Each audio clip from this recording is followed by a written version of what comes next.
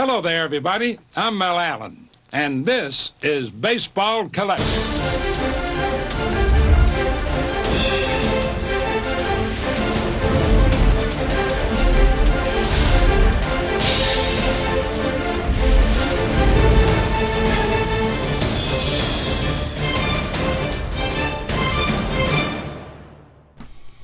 A little yo and a little hello. Mike here, Baseball Collector, and it's Thursday, and I am back from New York City.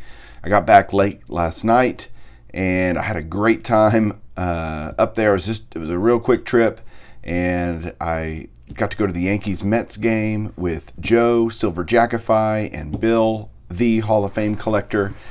And man, we just had a really great time hanging out. It was the first time I'd gotten to meet Joe in person.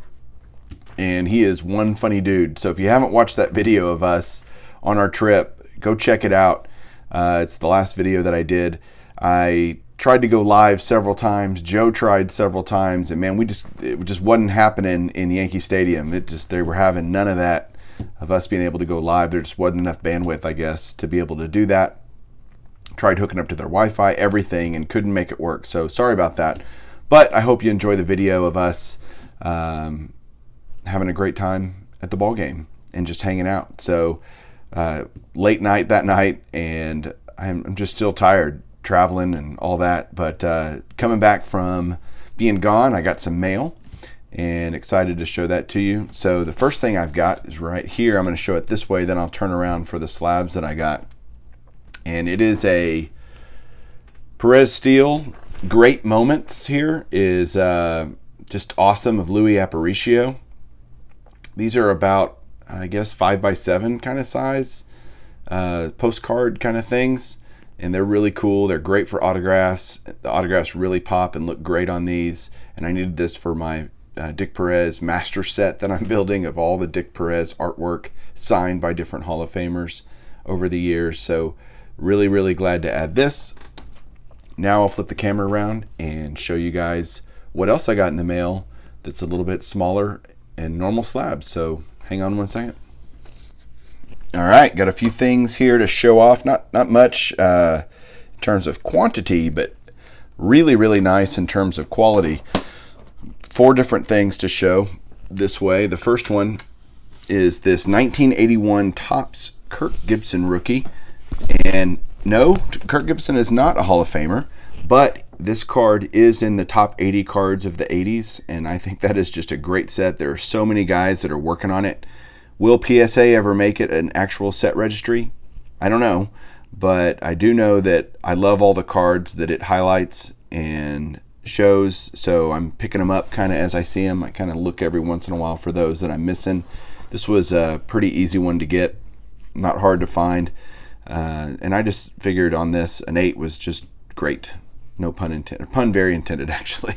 So pick that up real cheap. The next one here is a 1969 Topps Lou Brock. What's interesting about this card, and I don't know why, maybe somebody can shed some light on this, on the 60s set registry for PSA, this card is weighted like a 4, which is kind of surprising to me.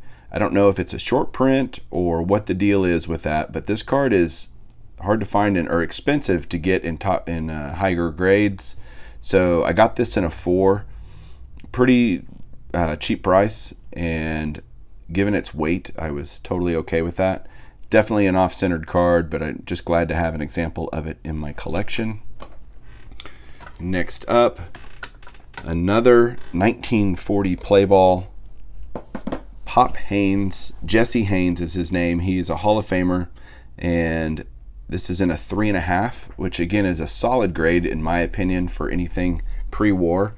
More than happy to have. I mean, it's just a beautiful looking baseball card, and now leaves me with only 9 Hall of Famers left to get for the play ball run, and there are a ton of them.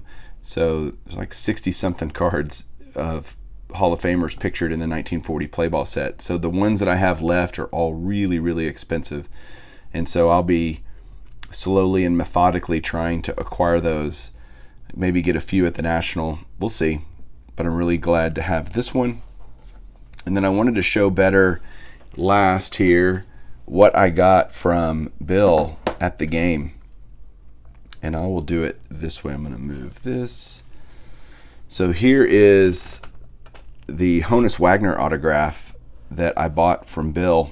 He and I did a deal on this. He gave me a good deal on it. I did not have a Honus Wagner autograph in my collection, and so just when he was getting another one, and he offered this one to me at a very reasonable price, and I paid him. He brought it to the game, handed it to me, which is great. It's not something this expensive that I want really going through the mail.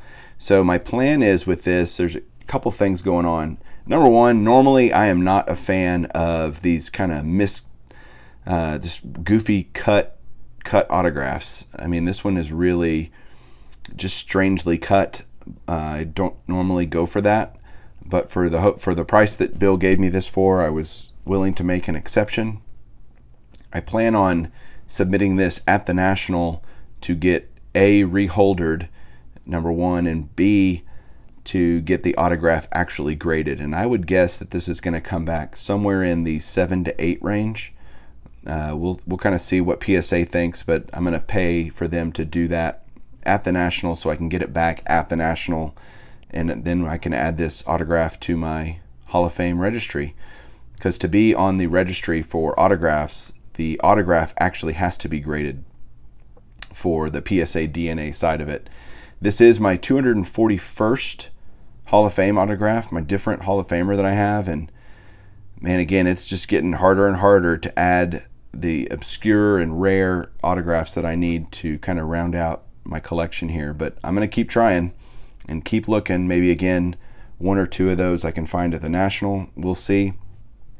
So that is kind of what I got both in the mail, I guess, and back from New York City. Again, thanks to Joe and Bill for going to the game with me, and just had a great time. Thank you guys for watching. I really, really appreciate it. I will talk to you all soon, and keep collecting.